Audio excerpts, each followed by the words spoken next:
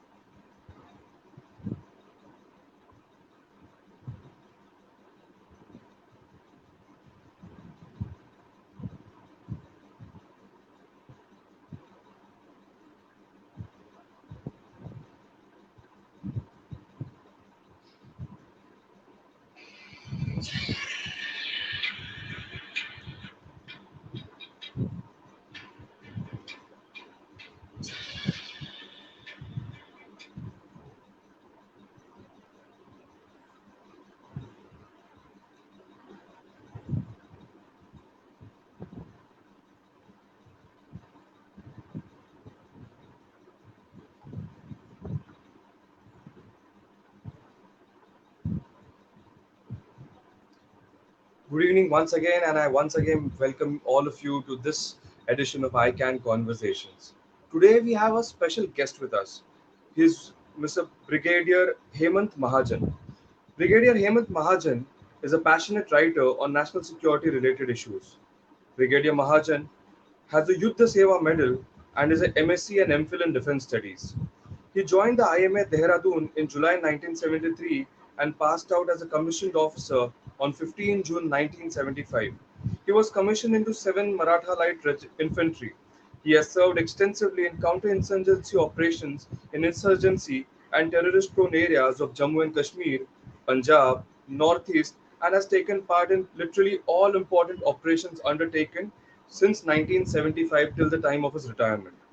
Brigadier Hemant Mahajan served in Jammu and Kashmir in the deserts of Rajasthan, in super high altitude areas of Kargil and Leh, and also in the areas of Arunachal Pradesh.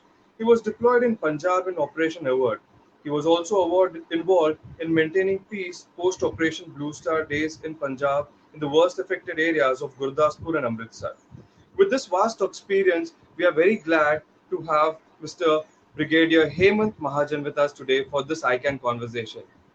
Brigadier sir, welcome to this conversation. Thank you. Sir, Thank you my very first and foremost question to you would be pertaining to this discussion which we had yesterday. And you took this word, you called that whatever is happening between India and China right now is nothing but a hybrid war which has been declared by China on India. Sir, can you please elaborate on what actually is a hybrid war? Okay, thank you very much. I'm grateful to ICANN Conversation for inviting me here for sharing a stage with you. What I will do is I'll try and explain in about few minutes as to what this hybrid war is all about. We are all aware that the Chinese carried out an intrusion or an encroachment on 9th of May at four places in Ladakh, and it was one place in Sikkim also at a place called Dokula. So people are well aware of the intrusion that took place, which was approximately 2 to 3 kilometers from the LAC towards our side of the NOC. But what we must understand is this is not just the war that China is today fighting with you, but it started a war with you long time back, somewhere in February, called the Corona War, call it the biological war, or in Hindi you can call it the Jaivik Yuddha. A biological war has been launched by China against the whole world, and India, of course, is one of them. What is interesting is when the biological war started in China, it did not in the Wuhan town of China.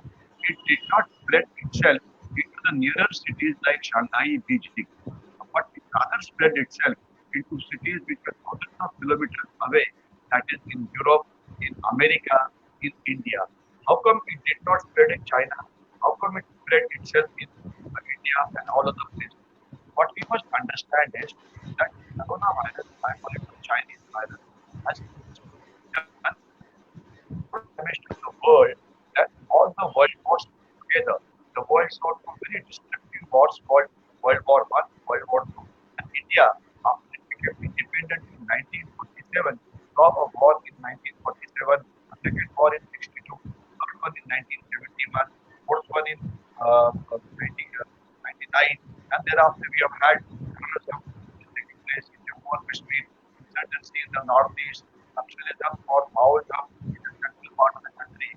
So if you combine all these destructive activities together, you find that the corona or the Chinese virus which was launched against us in the month of February has caused more damage. So therefore, coronavirus is also with us, the Chinese virus is also with us in the biological form. The China doesn't stop here. In addition to this, it is carrying out a number of activities which are being done simultaneously. Why simultaneously? Simply because it has somehow realized that this government change which took place first time in 2014, it thought that earlier it thought that it could subdue the India before 2014, let's say by conventional wars, let us say by carrying out terrorism, carrying out insurgency, supporting the Maoists. But it realized that this government was tough and it was protecting India's national interest. So thereafter, they decided that we must attack this government on all the fronts. So therefore, they started out this hybrid war. What it is, I'll just explain to you in a short while. The speed of the hybrid war increased drastically after 2019 when the government came back to the power second time, which was unexpected by many enemies of the country. So what is this hybrid war? Hybrid war combines various kinds of warfare into one and carries out war against India on many fronts simultaneously. So what are these fronts? Let's say first is economic war. China is carrying out economic war against us. Last year, third month, 2019, it exported things worth $90 billion to India, took only things worth $10 billion from us. This money, they made huge profit. Their economy prospered. Economy prospered. Therefore, their defense budget increased. Defense budget allocated a large amount of money to the Chinese armed forces called as the PLA, People's Liberation Army. So it has got modern weapons. Its strength is increased. So really speaking, the inclusion which China has done into Ladakh has been funded by Indians who are still buying Chinese goods. So there's the economic warfare, there's the economic subversion, there's a trade war, which is all going rolled into one. We'll talk about it separately. Then you have what is called as the propaganda war, dushprachar, apaprachar, information war, or it's psychological war. So what is the aim of propaganda war and what propaganda are they have unleashed against India? The propaganda unleashed against India, which flows into our media, be it print media, be it electronic media like TV, etc., or be it social media, the big Bhasmasur which is there in our presence today. So the theme is China is very strong, its economy is very strong. Don't take a panga with them. Listen to whatever they are saying. Bend on your knees and do not stop the Chinese army. And another thing is, the Indian army is not capable of fighting China. Second, another theme that is spreading around is India cannot live without the Chinese food. Then they start showing films, showing that we have too many modern weapons which you don't have. They said we have 3,000 tanks, but what they did tell you is 3,000 tanks can't be in the Indo-China border because it's a mountainous area. And anybody who understands warfare will know that attacks can only be in the plains or in the deserts. Maximum on the Indo-China border, few attacks can be in Ladakh, nowhere else. So propaganda war is basically a war on the minds of people, on the mind of Indian government, on the mind of let's say the armed forces, on the minds of media, and on the minds of everybody else to say that accept what China is doing. Then it is also carrying out a war in which it helps our neighbor called Pakistan. Now, Pakistan today is creating problems for us in Jammu and Kashmir. It is creating, in addition to the terrorism which it is trying to revive in the state of Kashmir, especially in the Kashmir Valley. They're also carrying out infiltration of armed ammunition. There's a narco terrorism which they want to unleash again in the state of Punjab, which is already going on. Then there is the big Indian currency note which come through various borders into our country. So there are various kinds of things which Pakistan is doing with the help of China. But in addition to this, have launched a war against us called the political war. Because we are surrounded by countries like Nepal, Bhutan, Myanmar, where the government which have been elected are somewhat more friendly but control China. For example, for the person like Nepal, Mr. Kohli made a statement that Indians are a bigger virus than the coronavirus. Now, can you imagine a Nepal Prime Minister making this kind of a statement when 90 lakh or more than 1 crore of Nepalis today are permanently settled in India?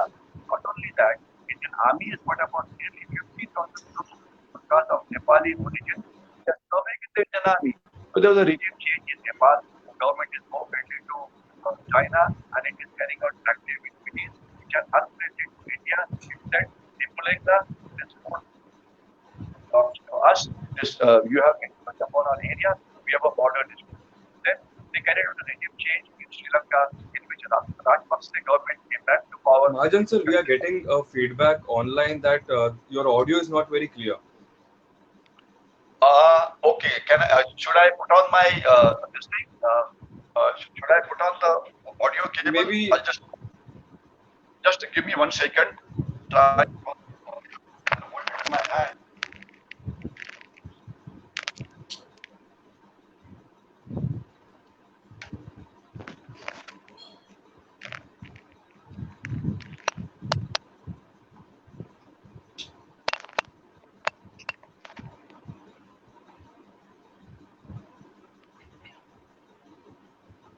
Okay. Am I no better audible?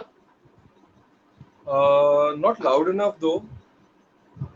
No, I can hear you very, very clearly, but I'll have to hold it in the hand because this cable will not rest against anything else. Let me just see if I can place it. Okay, but else. this is better than how it was. Okay. So what I'm trying to tell you is they have launched what is called as the political war against you, meaning trying to change the political regimes which are there in the neighboring countries, and the neighboring countries create a problem for you. Okay. Then they have launched what is called as a diplomatic war. Now, what do they do in diplomatic war? There are a lot of international institutions in which China tries to create a problem for you. For example, we wanted to declare Hafiz Saeed the terrorist as an international terrorist. They stopped it from you doing it. Then we wanted to declare Pakistan as a state sponsoring terrorism in the Financial Action Task Force. They did not let you do it. We wanted to enter the nuclear supplies group for our nuclear security. They did not do it. So this is a diplomatic war. Then there is another war called the irregular war, in which they are helping the insurgents there in the northeast. They are trying to revive the Naga insurgency, especially the National Council, NSCNK. There's a group called NSCNK. They are trying to revive this group so that it carries out unrest in the state of Nagaland and also in the northeast. Then there's a media war. Then there's a big data war. What they're doing is they have now we are so dependent on various systems, electronic systems that China has provided, and thank God you switched over from Zoom to a different system. This system, they steal your data. For example, if a system of a Chinese origin, be it Zoom, be it let's say TikTok, there are many gaming apps are there. If they're loaded on my laptop or if they're loaded on my, let's say, on the mobile, it steals data from me. Who am I talking to? Who's talking to me? Where did I go? What kind of a banking transactions I done? In nutshell or in Indian language, we can say, जो मेरी कुंडली है, पूरी उनको पता हो सकती है. And this is called big data theft, and this is they're doing it to lakhs, thousands, millions of Indians. Why do they require data? Because data tells a lot about your social behavior, and if you can steal a data of an important person, be a minister, be a security forces general, etc., it can cause a lot of damage to the national security. So therefore, what I'm trying to tell you is, it has launched a number of wars against you simultaneously. I'll just summarize. One is military aspects in which they're creating a trouble for you on the side of actual control. Then there's a propaganda war in which they're trying to tell you that we are too strong, just get down on your knees. Then they have unleashed an economic war against you in which they want to only export things to you. They do not want anything from you in return. Then they are getting into a neighborhood. They are building up Pakistan as a proxy. Then there's a diplomatic war at the international level, the international institutions. It does not take to enter. Then there's a media war. Then there's a political war in which they try regime change. Are they helping our political parties in India? Well, they can discuss that. Then there's a big data theft which is taking place. And the issue is what next? Because of it started slightly late, so I don't want to encroach on your question answer session. But let me also tell you there's a water war also they are launched against us. It is said that the water of Brahmaputra river, which originates itself from China and flows into India inside near a pass called Bangla, it becomes Sian River when it's in Arunachal Pradesh and becomes Brahmaputra river when it enters the plains of Assam. So they are trying to steal water from there and trying to divert the waters of Brahmaputra to other places which are in China. So water war. They are report that they may be having something like 15 viruses already ready. Corona 1, Corona 2, Corona 3. So stop calling it Corona, call it Chinese virus. So this is all these kinds of things have been done together, and Indians must unite that China today has launched a high intensity hybrid war against you. Unless we stand behind the armed forces, unless we carry out an economic boycott of what the Chinese is doing and fight them back on all the fronts, are not going to give. I just gave a few opening points and opening remarks. Now, if you want, I can continue, but otherwise, if you want to start your question and answer session or some discussion, then please do so. Over to you, Devin. धन्यवाद sir. Sir आपका अभी भी microphone में थोड़ा सा problem आ रहा है, आपकी आवाज ठीक से नहीं आ रही है. बीच में क्लियर हो गया था, फिर से थोड़ा अभी डिस्टरबेंस आ रहा है. अभी तो उसके लिए तो ये टेक्नोलॉजिकल प्रॉब्लम है क्योंकि वॉल्यूम मेरा अगर कुछ बढ़ा सकते हैं तो एक बार अगर आप देख सकते हैं तो. नहीं, इससे तो और वॉल्यूम नहीं बढ़ेगा क्योंकि ये मैक्सिमम के ऊपर है. मैं चाहे तो थोड़ा पास में रख सकता हूँ, लेकिन उससे मुझे हाथ में ये पकड़ के रखना पड़ेगा. चलो, let us proceed ahead. Okay, Go ahead now. Okay.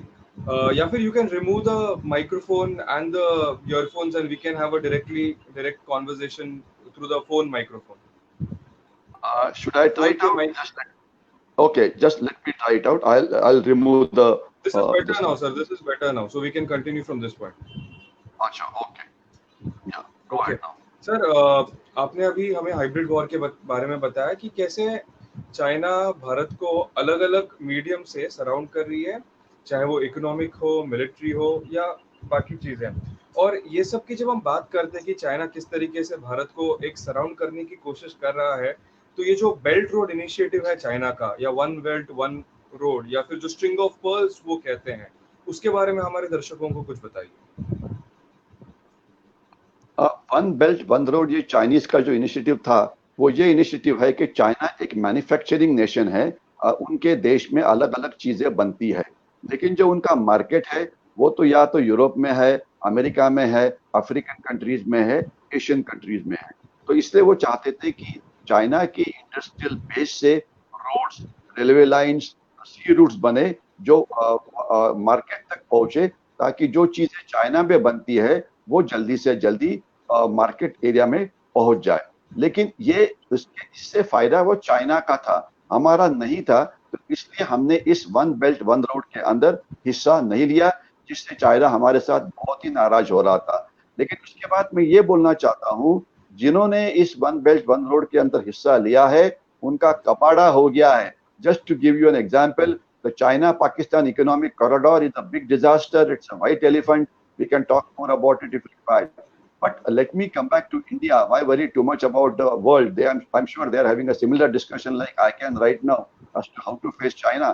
Let us use our brain power to say, how do we tackle China? China, when they realized that it could not get India onto one belt, one road, well, from this one belt, one road also is responsible for spreading the coronavirus. If the communications have improved, so it spread the coronavirus very fast. One belt, one road, one virus. India did not enter. It was a good decision. But what Chinese did then thereafter was they wanted to enter India's virtual one belt, one road. Now, what was virtual one belt, one road means? Virtual one belt, one road means internet-based companies, browsing companies, let's say search companies, software companies, hardware companies, which are heavy on technology. So they wanted to enter here to find out as to what India is doing, giving support to some of our startups, and then getting into them. So this ensured that in the technological companies, they become a heavyweight. The moment you come into a technological company, it is dangerous for the national security. Government very rightly said important technological companies you cannot enter. China wanted to enter because of this coronavirus or Chinese virus. The stock market has crashed. Number of Indian companies of shares have been sold at a much lower rates. So they wanted to take on 1% of share of HDFC, which we stopped. So basically, it was again a very good decision that during Corona time we would not let China or any neighboring country to enter the Indian market, because it will be a predatory movement. So China, one virtual one belt one road, they were trying to enter when they realized that India could not join the one belt one road, but the government has acted quite fast, and we have been able to stop them. So there is a lot more to be done. Sir आपने अभी एक बात बताई जहाँ पे आपने बताया कि कैसे चीन ने HDFC बैंक में कुछ स्टेक खरीदने की कोशिश की करके, तो और आज इंटरनेट पे या फिर कॉमन लोगों में भी ये चर्चा चल रही है कि चाइना को इकोनॉमिकली हमने बॉयकॉट करना चाहिए। तो ये कितने हद तक पॉसिबल है और इससे भारत को क्या फायदा होगा? देखिए, चाइना का इकोनॉमिक बॉयकॉट है, ये बहुत ही इम्पोर्टेंट चीज है। जैसे शुरुआत में मैंने बताया था कि वो चीजें हमें बेचता है, हमारे से कोई भी चीजें वो लेना नहीं चाहता, क्योंकि वो सिर्फ बेचना चाहता है। उन्हें सिर्फ इंडियन मार्केट ही चाहिए, इंडिया का जो चीज है वो उन्हें नहीं चाहिए। So therefore they earn lot of profit, their economy prospers, तो डिफेंस बजट इंक्रीजेस, तो we therefore fund their encroachment in Ladakh. तो ये बिल्कुल चीज ठीक नहीं है। Just because few companies are dependent on China, they want to make profits. So does it mean कि companies को profit चाहिए इसलिए national interest को आप धक्का पहुंचाई? ये बिल्कुल सही नहीं है। तो boycott of Chinese goods ये कितना practical है? देखिए, कोई भी एक white और black नाम की चीज नहीं होती, उसके बीच में अलग अलग shades of grey होते हैं। काफी चीजें possible है, कुछ काफी दिन के बाद possible होगी, कुछ महीने के बाद पॉसिबल होगी। एक उसके लिए एक सॉल्यूशन नहीं है। जो आप चीज तुरंत कर सकते हैं कि जो अभी आपने किया कि आप जितने भी चाइनीज एप्स है उसको आपने निकाल दो। आपने निकाला, बहुत अच्छी बात है, पूरा उसको आउट कर दो। इसमें जूम है, इसमें जितने सारे एप्स है, क्योंकि उसके रिप्लेसमेंट अवेलेबल है। This can be done immediately. जो चीजें हम इमीडिएटली कर सकते हैं कि there are unessential goods which our traders, which our merchants import from China. For example, हमारा दिवाली का त्योहार है, ईद का है, उसके बाद दशहरा है, गणेश चतुर्थी है। तो यहाँ पे thousands of things come from China. हम चाइनीज क्रैकर्स बाय करते हैं, हम चाइनीज टॉयज बाय करते हैं, जो जो चाइनीज लाइट्स है उसे हम बाय करते हैं, आकाश दिए बाय करते हैं, रक्षाबंधन के लिए राखी बाय करते हैं। ये कोई भी इसेंशियल चीज नहीं है जिससे हम रोटी कपड़ा मकान बोल सकते हैं। इसके लिए इंडिया में चीजें हैं। लास्ट ईयर देखिए कि हम कैसे इंटेलेक्चुअली बैंकरप्ट कंट्री है कि हमने रक्षाबंधन के अंदर 60,000 केजी की राखी खरीदी। अभी इससे शर्म वाली बात क्या हो सकती है? और इंडियंस ने वो खरीद ली। राखी तैयार करने में ऐसी कौन सी टेक्नोलॉजी इन्वॉल्व है कि जो चाइना से लानी चाहिए? तो ये जो फेस्टिवल बेस्ड जो चीजें है, इससे आप 100% बॉयकॉट कर सकते हैं, उसमें कोई भी शक नहीं है। थोड़ा सा ऊपर लेवल के ऊपर जाइए, जिसे हम व्हाइट गुड्स बोलते हैं, इसमें रेफ्रिजरेटर है, टीवी है, मोबाइल है, ये है, वो है।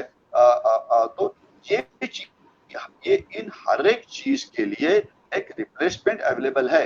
सिर्फ इशू ये है कि अगर आप चाइनीज कंपनी का रेफ्रिजरेटर लेंगे तो कंपैरेटिव बैंड अगर हम आप किसी और का लेते हैं तो वो एक 10-15% से वो ज्यादा महंगा होता है।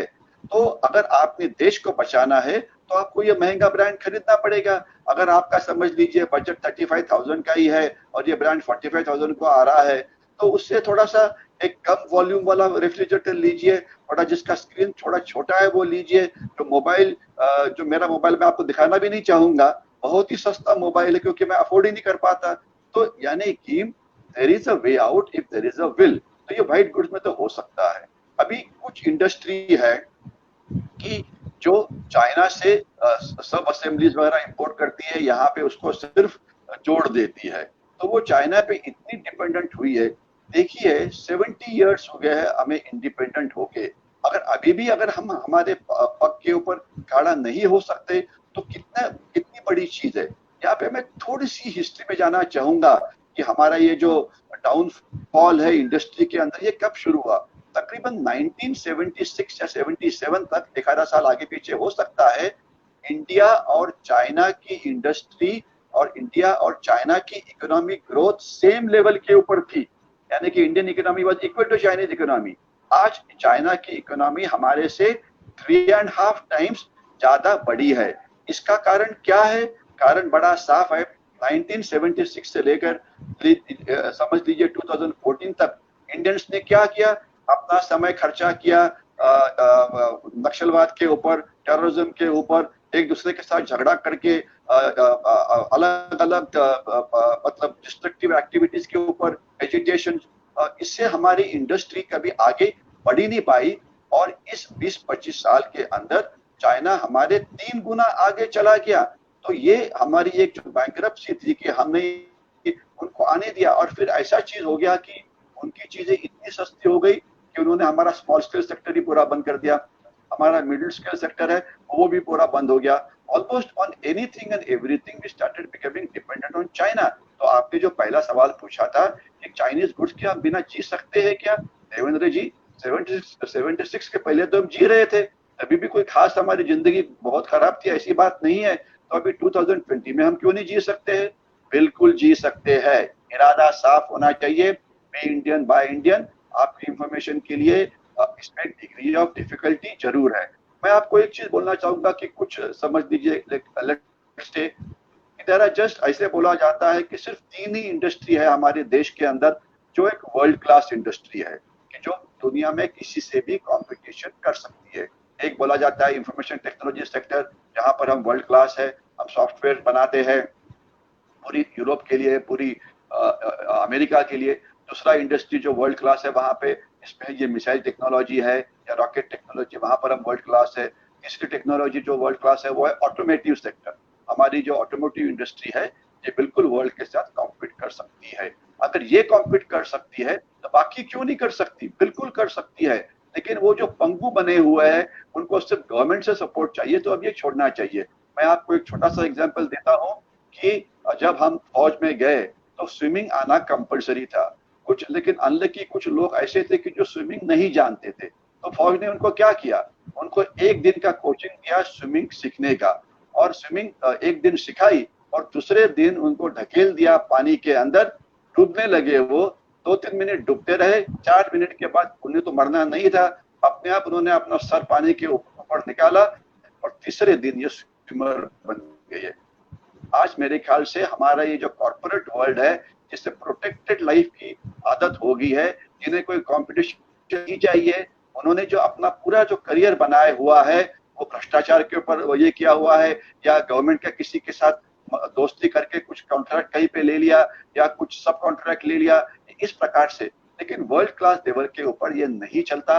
आपकी cost of product world competitive होनी चाहिए, उसकी क्वालिटी वर्ल्ड कॉम्पिटिटिव होनी चाहिए, उसकी टेक्नोलॉजी वर्ल्ड कॉम्पिटिटिव होना चाहिए। तो ये समय आ गया है इनको बोलने का कि भैया अगर आप ये नहीं करेंगे तो आपके प्रॉफिट के लिए हम आपको नहीं छोड़ेंगे। इंडस्ट्री की फिक्र इंडस्ट्री ने करना चाहिए, उनको बोलो स्टडी करो जो बेस्ट प्रैक्टिस जो चाइना ने इवॉल्व की थी, चाइना ने ये वर्ल्ड क्लास प्रोडक्ट कैसे बनाए। उसमें बहुत सारे इश्यूज है, लेबर कॉस्ट है, लैंड कॉस्ट है, लीगल एस्पेक्ट्स है वगैरह। तो वो मॉडल जो चाइना करता है हम क्यों नहीं कर सकते। तो ये बिल्कुल ही अपने दिल से ये बात निकाल दीजिए कि क्या हम ये चाइना के बिना जी सकते कि नहीं। 76 के पहले जी रहे थे, उसके बाद भी अभी हम जिएंगे। जो इंडस्ट्री सर्वाइव नहीं कर पाएगी उनको ढकेल दो पानी में, जो सर्वाइव होंगे वो सर्वाइव होंगे, जो नहीं होंगे just too bad. Mahajan sir, जब हम ये चीन की बात करते हैं, चीन की बॉयकॉट की बात करते हैं, specially in this current backdrop of what happened in the Galwan valley, तो ये गलवान वैली में एक्चुअली हुआ क्या था? क्योंकि जब हम रिपोर्ट्स पढ़ते हैं कि हमारे ट्रूप्स अनार्म्ड गए थे चाइनीज ट्रूप्स को मिलने के लिए और वो भी अनार्म्ड आए थे, तो ये इन जनरल घटना क्या थी और ये अनार्म्ड जाने का क्या मतलब था? देखिए जो इंडो चाइना बॉर्डर है वो इंडो पाकिस्तान बॉर्डर की तुलना में अलग है। इंडो पाकिस्तान बॉर्डर पे रोज फायरिंग होता है, अलग अलग प्रकार के वेपन्स यानी कि स्मॉल आर्म्स, राइफल है, लाइट मशीन गन है, मोटर्स है, आर्टिलरी है, इनका इस्तेमाल किया जाता है। एयरफोर्स का भी इस्तेमाल हमने किया था जब हमने स्ट्राइक किया था बालाकोट के अंदर। तो वहां पे खुल्लम खुल्ला वॉर चल रही है। जब तक सवाल है इंडिया और चाइना बॉर्डर का, इस बॉर्डर का जो बॉर्डर जो लद्दाख में है उसे LAC बोला जाता है। ये इंटरनेशनल बॉर्डर नहीं है, ये लाइन ऑफ एक्चुअल कंट्रोल है।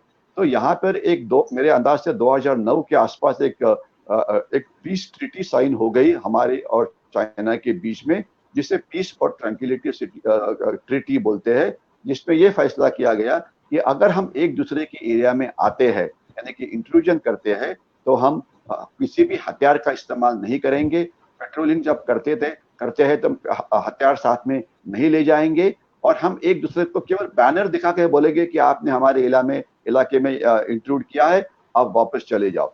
तो ये इस प्रकार की ये ट्रीटी हुई थी। लेकिन ये जो ट्रीटी हुई थी इससे हम वहां पे फायरिंग नहीं कर सकते, आर्म्स नहीं कर सकते। लेकिन इस समय जब 9 मई को चाइना ने पहली बार इंट्रूजन किया तो वो हाथ में डंडे लेकर आए थे। डंडा उनके मुताबिक ये तो सोल्जर का मतलब हथियार है ही नहीं। सोल्जर का हथियार तो राइफल होता है, लाइट मशीन होता है। उन्होंने एक टेक्निकल मुद्दे का आधार लेके ये डंडा किया और उन्होंने हमारे सोल्जर्स के ऊपर डंडे के साथ हमला किया। उस समय तो हमारे पास डंडे नहीं थे, लेकिन उसके बाद हमने भी उनको काफी पीटा हुआ है। लेकिन जब तक गलवान वैली की बात कर रहे हैं, जहाँ पे ये मंडे रात का जो इंसिडेंट हुआ है, ये वैली में हमारे at military level, at battalion commanders level, at brigade commanders level बातचीत चल रही थी और उन्होंने एक्सेप्ट किया था कि हम यहाँ से पीछे चले जाएंगे। जो पहला 9 मई के पहले की पोजीशन थी वहां तक। तो इसलिए ये जो सीओ गए थे 16 बिहार के, वो केवल ओवरसी करने के लिए गए थे कि क्या कर रहे हैं। तो उन्होंने उनके ऊपर अचानक हमला कर दिया और सीओ तो अपने कमांडिंग ऑफिसर जो थे वो तो अपने यूनिफॉर्म में थे, इसलिए वो उनका रैंक कर्नल का है, ये कोई भी जान सकता था। तो उनके ऊपर डंडे से हमला कर दिया गया। उनके साथ उनके 10 लोग थे, उन्होंने लड़ाई करने की कोशिश की लेकिन वो आउट नंबर हो गए थे। जैसे एक कमांडिंग ऑफिसर जो होता है इन्फेंट्री बटालियन के लिए, ये एक गॉड होता है। अगर उसको कोई चोट पहुंचाए तो ये जो बटालियन है ये कभी भी उसको एक्सेप्ट नहीं कर सकती। तो ये 16 बिहार बटालियन उठी और उसके बाद उन्होंने चाइनीज के ऊपर हमला किया। पूरी रात 6-7 घंटा ये इस प्रकार की लड़ाई चलती रही। हमने भी शायद डंडे का इस्तेमाल किया है और हमारे 20 सोल्जर्स तो हमने यहाँ पे मतलब खो दिया, जिसमें कर्नल बाबू सीओ तो खुद भी थे।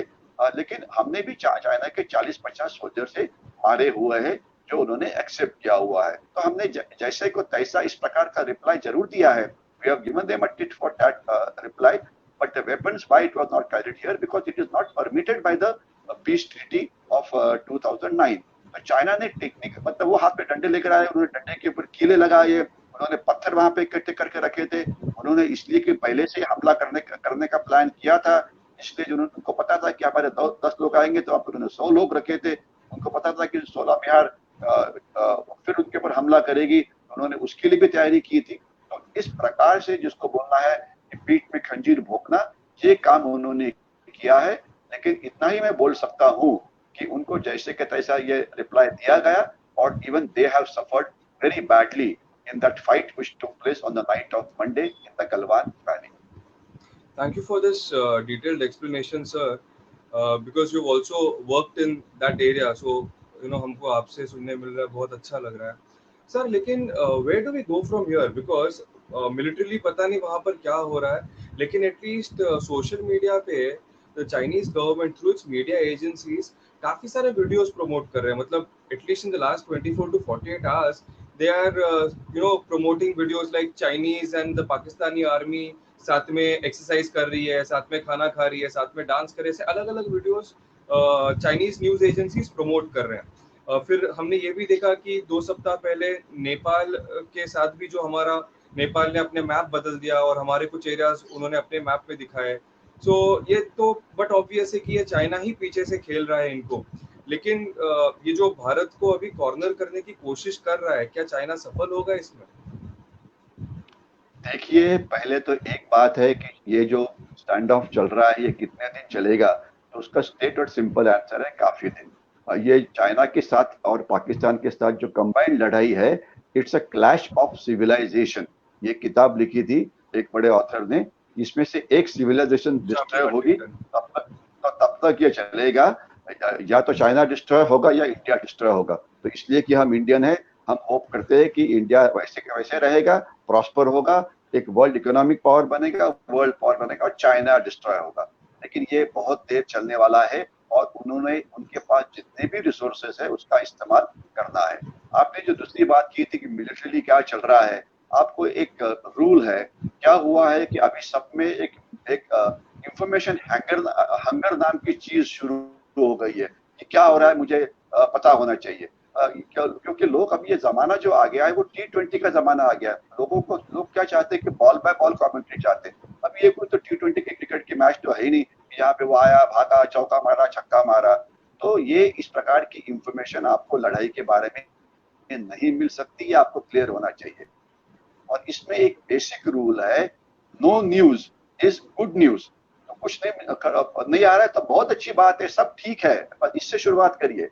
अभी आपने जो ये किया कि चाइनीज की वीडियो आ रहे हैं, तो मेरा सवाल आपसे, ये वीडियो आप क्यों देख रहे हो? मैंने मेंशन किया था कि ये जो चाइना जो अलग अलग प्रकार की लड़ाइयां हमारे खिलाफ लड़ रहा है, इसमें प्रोपेगेंडा वॉर, दुष्प्रचार युद्ध, अपप्रचार युद्ध, ये इसका एक बड़ा हिस्सा है, जिसमें वो वीडियोस अलग अलग प्रकार के भेज रहा है कि चाइना ये कर सकता है। एक तो चीज माननी चाहिए, चाइनीज आर्मी वीडियो अच्छी बनाती है, लेकिन उनको नहीं आता, ये पता होना चाहिए। क्योंकि चाइनीज आर्मी ने जो लास्ट लड़ाई लड़ी थी, आपकी इंफॉर्मेशन के लिए, वो 1978 पे लड़ी थी, जो वियतनाम के हार गए थे। 78 के बाद जिसकी मैथमेटिक्स ठीक होगी, थोड़ा काउंट कर लेना कितने साल हो गए, उन्होंने कोई भी लड़ाई नहीं की हुई है। जो चाइनीज सोल्जर है, आपको पता होना चाहिए, ये एक अर्बन बेस्ड सोल्जर है, और ये केवल 3 साल के लिए, क्योंकि वहां पे सोल्जर जो है वो कंपलसरी है। और उसके लिए जब वो आता है, 1 साल की ट्रेनिंग होती है, 2 साल वो फौज में रहता है। तो जब उसको पता है कि मुझे 2 साल के बाद फौज छूटना है, उसकी क्या इंटरेस्ट होगी अपने प्रोफेशन में? वो तो शायद बाहर का जो रास्ता उसको मिलने वाला है 2 साल के बाद, उसका ही विचार करता है। जो चाइनीज जो लीडरशिप है, वो प्रोफेशनल कारण से प्रमोट नहीं होती, वो प्रमोट होती है because of their loyalty to their party.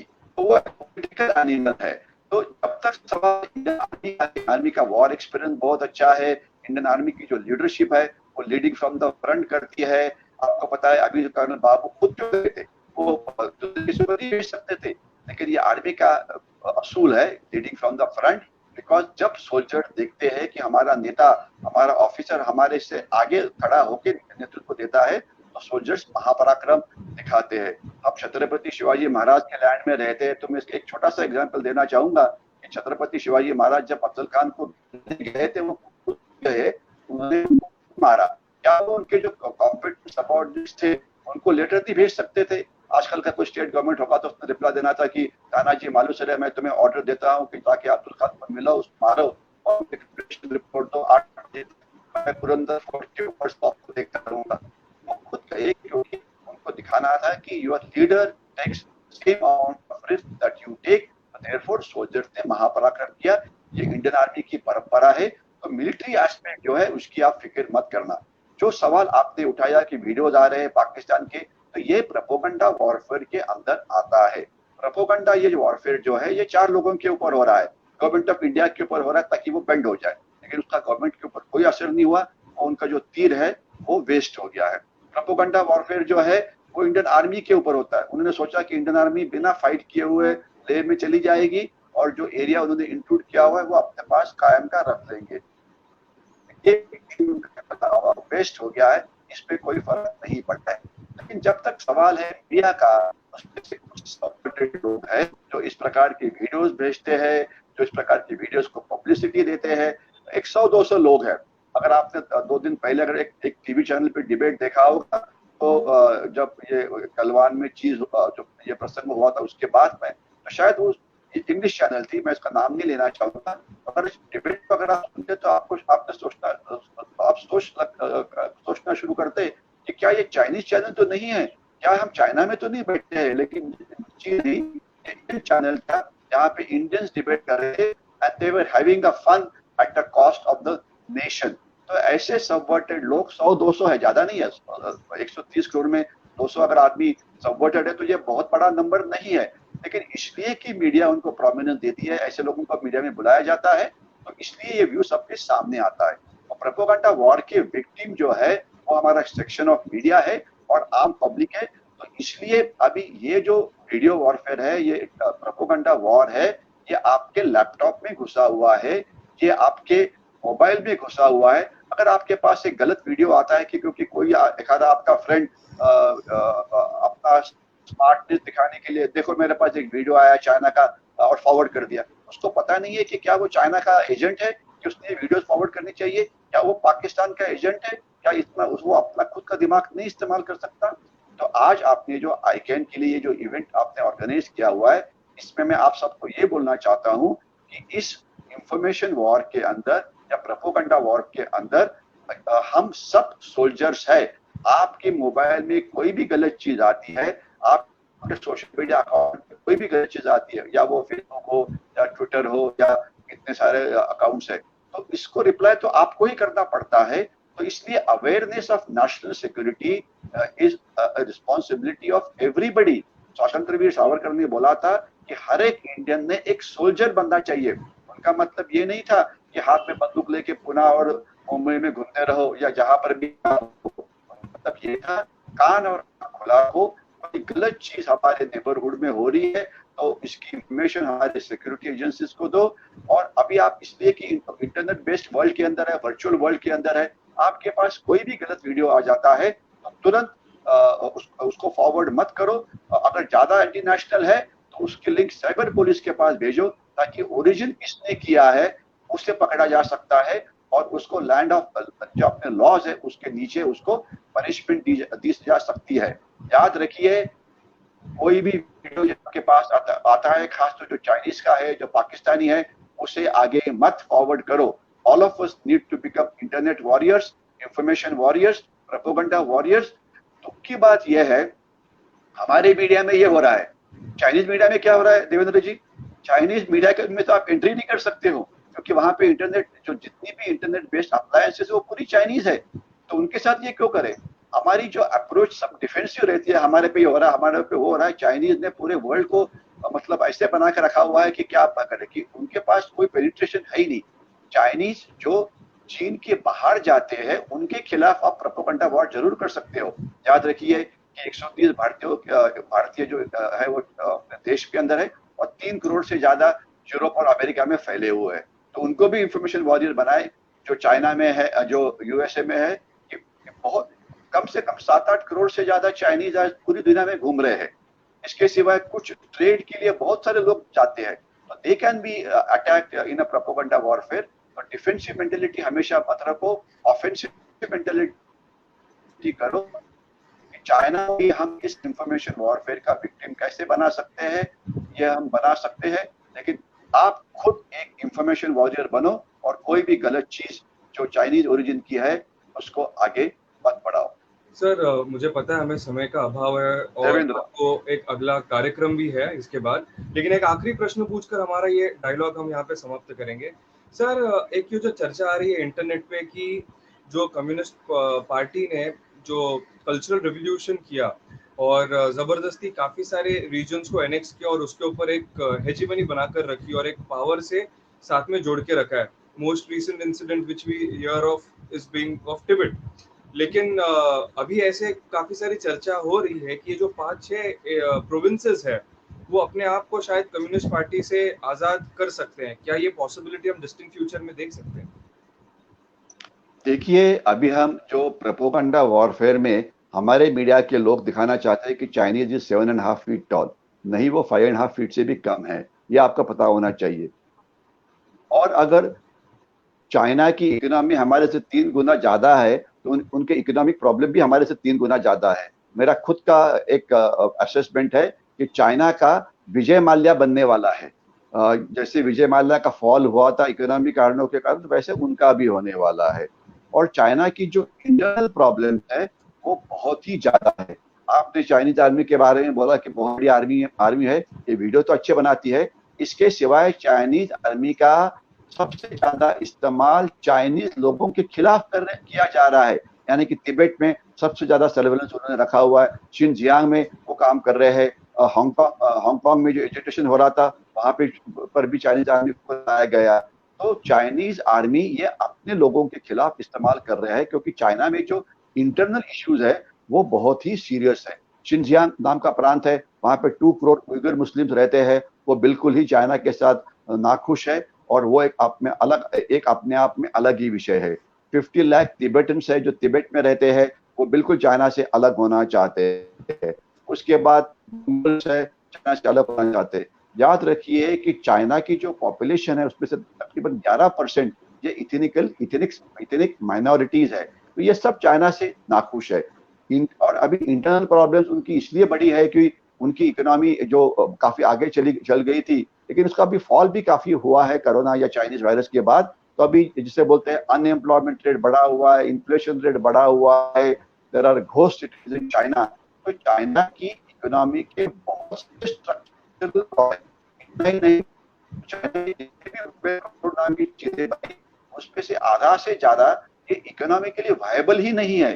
China Pakistan economic corridor $60 billion आपने वहां पे डाले, उस रोड का इस्तेमाल किस लिए करेंगे?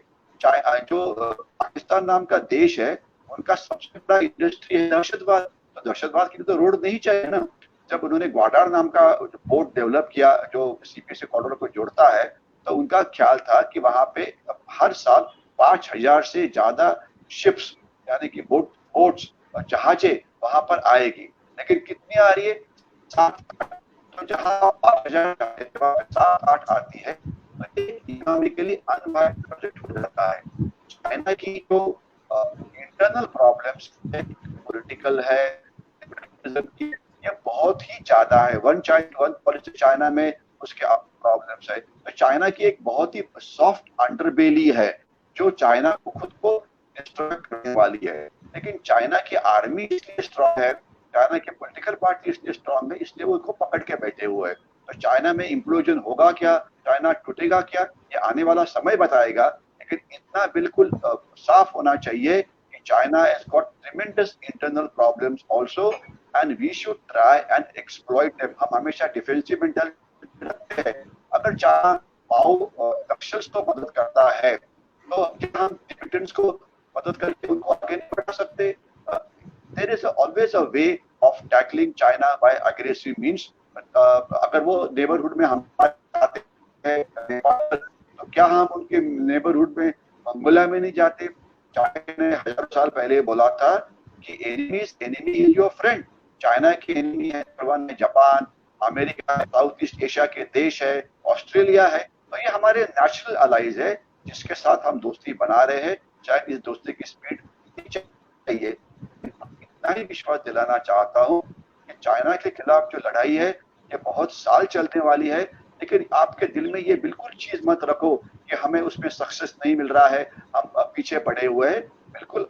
लेकिन एक सबसे बड़ी चीज इस लड़ाई में हमें चाहिए वो है इकोनॉमिक प्रॉस्पेरिटी। जब तक मेक इन इंडिया को सक्सेस ना मिले, जब तक हर एक इंडियन जोर से काम ना करे, तब तक हम चाइना के साथ हमारा इतना टफ हो जाएगा और हमें उनको उनके साथ कैचअप करने के लिए काफी समय लगेगा। लेकिन कैचअप हम जरूर कर सकते हैं। एक किताब लिखी थी, it is amazing race between the Indian tortoise and the Chinese hare, यानी कि इंडिया नाम का कासव और चाइना नाम का ससा, इनके बीच रेस चल रही है। हिसाब की अगर आपने पढ़ी होगी तो उसमें कासव जीता था, ना कि ससा। तो ये बिल्कुल हम ये रेस अभी भी जीत सकते हैं, but the Indians have to unite, we have to work together. और आप जिस फील्ड में है, स्टूडेंट है तो पढ़ो, टीचर्स है तो द्रोणाचार्य बनो, इंडस्ट्रियलिस्ट है तो सब्स्टिट्यूट चाइनीज के लिए बनाओ, गवर्नमेंट सर्वेंट है तो इतना अच्छा काम करो कि लोग बोलेंगे कि भाई ये गवर्नमेंट तो सबसे बेस्ट है। तो क्या करना चाहिए ये हमें पता है, लेकिन जो एक मोटिवेशन लगता है कि I will excel in whichever field I am and I will do something for the country, ये देश मेरा है, इस देश को महाशक्ति बनाना है, तो काम वो मैंने ही करना है। क्योंकि जब एक बार रिसर्च हुआ था कि नेशंस ग्रेट क्यों बनते हैं, उनकी ज्योग्राफी के कारण, उनके जियोपॉलिटिकल लोकेशन के कारण, उनके लीडरशिप के कारण, तो उसमें सबसे बड़ा जो फैक्टर सामने आया था, नेशन ग्रेट तब बनते हैं जब उस देश के सिटीजन्स, उस देश के नागरिक ये पूछते हैं कि मैं देश के लिए क्या कर सकता हूँ। वो रूल्स को फॉलो करते हैं, वो डिसिप्लिन को फॉलो करते हैं, वो अपना काम ठीक तरह से करते हैं, नेशनलिस्ट है और कोई भी करने के लिए तैयार होते हैं। ये पेट्रोल का बढ़ गया क्यों बढ़ा, इसका रेट बढ़ गया क्यों बना, अरे भैया इकोनॉमी आगे जानी तो रेट तो थोड़े बहुत बढ़ेंगे ही। तो ये हमने एक रिस्पॉन्सिबल सिटीजन बनने की जरूरत है और हम डे टू डे लाइफ में देश के लिए काफी कुछ कर सकते हैं। पानी बचाओ, बिजली बचाओ, जो फार्मर्स है उनसे सामान लो, be Indian buy Indian, digital transaction करो, कैश ट्रांजैक्शन मत करो, वगैरह वगैरह। तो ये बहुत सारी चीजें हैं। अगर हम रिस्पॉन्सिबल सिटीजन बनेंगे तो इतना श्योर है कि हम हमारे देश को एक महान शक्ति बनाने के लिए बिल्कुल मदद कर सकते हैं। बहुत बहुत धन्यवाद ब्रिगेडियर हेमंत महाजन सर। आपने हमें आपके अनुभव से और आपके रिसर्च से काफ़ी सारी चीज़ें बताई, चाहे वो इंडो चाइना रिलेशंस के बारे में हो या चाइना के इंटरनल राजनीति के बारे में हो, या फिर ये जो चाइना ने हम पर एक वॉर डिक्लेयर किया है, जो कि एक हाइब्रिड वॉर है, उसके काफ़ी सारे एस्पेक्ट्स के बारे में आपने हमें बताया। और तो मुझे लगता है कि मैंने भी और मेरे जैसे काफ़ी सारे लोगों ने हाइब्रिड वॉर के बारे में शायद पहली बार ही सुना होगा। ब्रिगेडियर महाजन सर, बहुत बहुत धन्यवाद, आपने आई कैन कॉन्वर्सेशन में आप आए और आपने हमें समय दिया आपका। ओके, धन्यवाद, जय Hind and best wishes for all your future endeavours. Thank you sir, जय हिंद।